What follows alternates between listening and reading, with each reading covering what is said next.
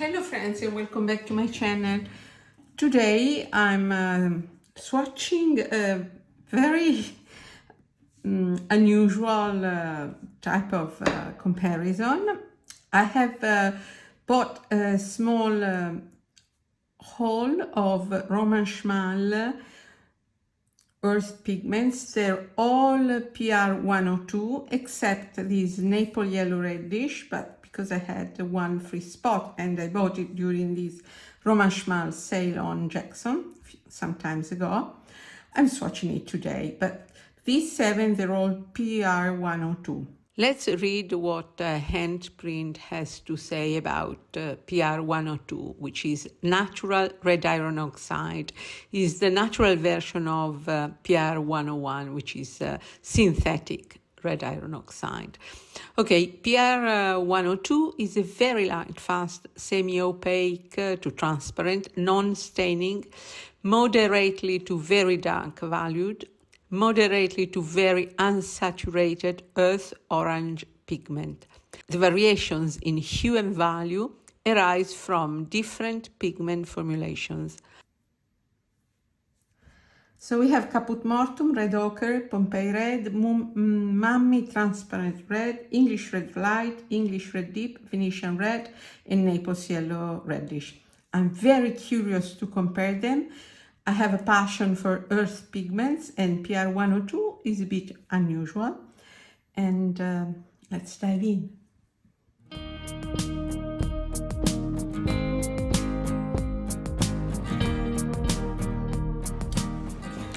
Let's start. I'm very excited. Caput Mortuum is, I have already swatched it in a comparison in one of my last videos. So it's a dark purple, earthy purple. This from Roman Szmal is very beautiful. It re-wets so easily, Roman Szmal. I have put a black line because PR102, I think it can be opaque.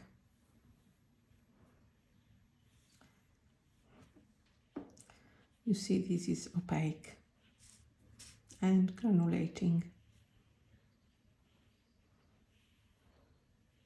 It's a cooler version of this pigment. Red Ochre. The label here that I have already unwrapped says that it is semi-opaque and non-granulating. It's slightly harder to re-wet compared to Caput Mortuum. Yes, it is quite transparent. A beautiful orangey, wow, this is really beautiful. A beautiful orangey ochre, very, very beautiful. How beautiful this is.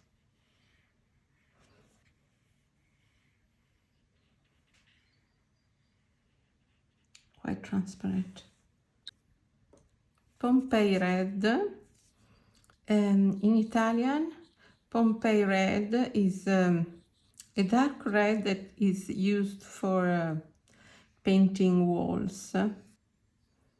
It's not what I would call a Pompeii Red. In Italian, Rosso Pompeiano is very much used for interior decoration, and it's a dark, dark red, as the red that you find in rooms in the city of the archaeological site of Pompeii. Very beautiful, these two. It's mildly granulating, more granulating than this one, but the color is quite similar. Mummy Transparent Red. They didn't have the full pan, so I bought this half pan. So this Mummy Transparent Red, let's see. So far the Caput Mortuum is really very, very different This is quite easy to re-wet as well. One more orangey ochre. I love these orange ochres. They're very beautiful. It's the first time that I have this type of orange ochre, I think. It's more transparent than the previous one. It's also slightly weaker. Very beautiful. I wonder how it mixes with blue, for instance, to make a gray. English Red Light.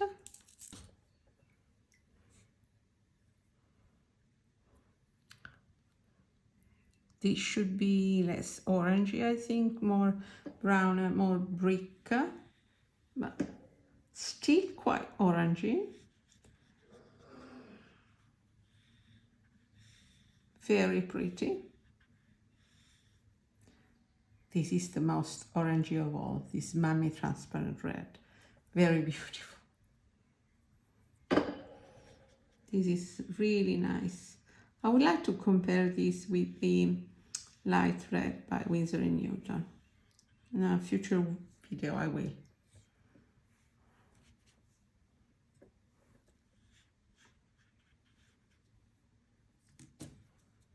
English Red Deep.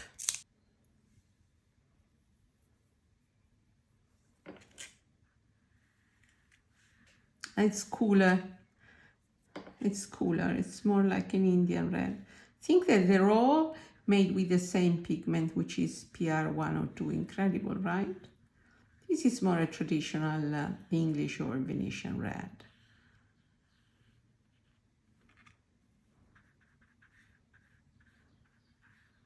They're not so opaque as I thought they would be. Now this is Venetian red. It's incredible. Roman Szmal has such a large range. They keep manufacturing new paint, and it's really a collector's joy. Fortunately, here I have splattered some Caput Mortuum. And this is Venetian red. No, more in this area of English Red Deep, but it's a compromise between the English Red Light and the English Red Deep. It's more a red. This Maple Yellow reddish, so sticky. It's very sticky. In any case, the stickiness of Roman Szmal makes it also very pleasant to use and very easy to re-wet. I quite like it, the fact that it is sticky. It is very personal. Wow, this is a wonderful Naples Yellow Reddish. You know, I promised myself that one of my next videos will be a comparison of my Naples Yellow Reddish. Such a great paint, both for portrait or sunsets, landscapes. Wonderful. Wow, this is beautiful. We'll let this dry and we'll try some mixes with these ochres, right? So I don't think I can mix them all, so I will pick one, like one of the Venetian reds or the English reds, and mix it with some of my favorite colors. I have this studio palette and I will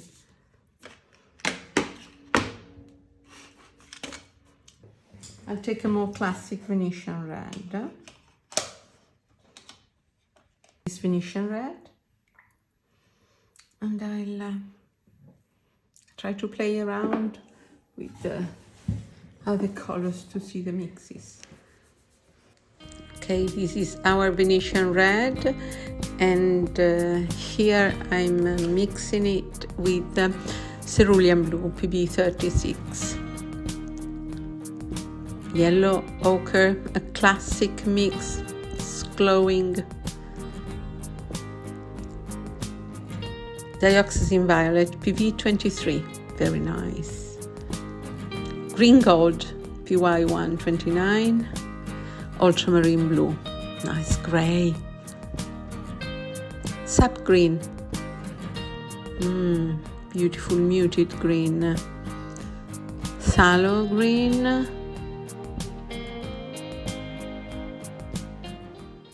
And neutral. It neutralizes it, it saturates it. Fantastic. Cobalt turquoise.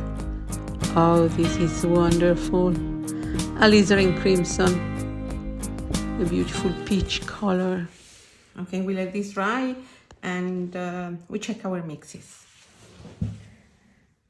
Our mixes are now dry. And I am really elated by the beauty of these mixes. So here we have cobalt blue, cerulean actually, PB36, a classic mix, yellow ochre. This one, it's glowing, how beautiful for a fall color. Dioxazine violet, wonderful, wonderful mix. It you can see the warmth of Venetian red separating from dioxazine violet. It's really beautiful. This is green gold, one of my favorite colors for mixes. Wonderful. A wonderful warm earthy yellow, ultramarine blue, a classic, wonderful. It separates, it granulates. Look at this. Sap green, if you use it very dark, it should give a chromatic black, but this is just to show you that Venetian red being so dull, it's great to mute down colors that are too bright. And this is my sap green by Sennelier. Phthalo green. Look at this, a beautiful gray. You can use this in building, for instance. It's difficult to imagine that from such a vibrant, cool color as phthalo green, you can get such a beautiful neutral color. Cobalt turquoise, wonderful because it granulates and separates. And alizarin crimson, it just warms it down. It warms it down. It's great for portrait, I think, this mix. So the mix is really wonderful. I think this color is really important to have in a palette because it's ideal for mixing, not just for brickwork because it's a natural brick color, but you can really use it in mixes with great, amazing, surprising results. And these are the swatches that are dry. Now that they are dry, they look very much the same when they were wet, but they're not at all the same once dry. Can you see them all? Yes. Caput Mortuum is absolutely different. I think that the PR102 is the natural version of PR101, which is much more common. This is Natural Red Iron Oxide, PR102. And I think that the difference is very much also the source. Of course, how you process the pigment, but also how where you source it from. This is almost violet. Can you see the separation? You see black in it, and it's just PR102. It's not a mix, it's a single pigment. You see a separation, you see black accent here and there. Wonderful. This red ochre is very smooth, non-granulating. It's a beautiful warm ochre, a rusty orange. The Pompeii red is more or less the same color, but it is intensely granulating. It's the most granulating of all. wonderful color. It looks like, to me, this looks like a weathered wall, and it's really beautiful. The Mami Transparent Red is rusty orange, slightly granulating, very glowing. I think this is the most beautiful color in this collection. The English Red Light is a warm brick color, very nice. English Red Deep is cooler. It reminds me of my Indian red that I have in Rembrandt. It's very nice in sky, for instance, to add some drama to your sky. And Venetian Red is the one that I have used here. You see, it's very nice on its own, quite opaque. These three are very opaque, but I think it's wonderful in mixes. And I think that maybe if you ask me to do so, of course, I will be swatching, I will be doing a comparison of different Naples yellow reddish, because it's a wonderful color. This is so beautiful. It's a peachy color, wow. But I would like to compare my Venetian red, English red, that my small collection that I have. I also have an Ercolano red by Wallace Simir that I would like to compare with the Pompeii red. In any case, if you comment that you would like to see a comparison between English red, Venetian red, because I have the feeling that there is a bit of confusion of these denominations, like I think that I thought that European brands called it English red, whereas English brand called it Venetian red, but some brands have both Venetian and English red. And Winsor & Newton, I think it calls it Venetian red, and English red, they just call it light red.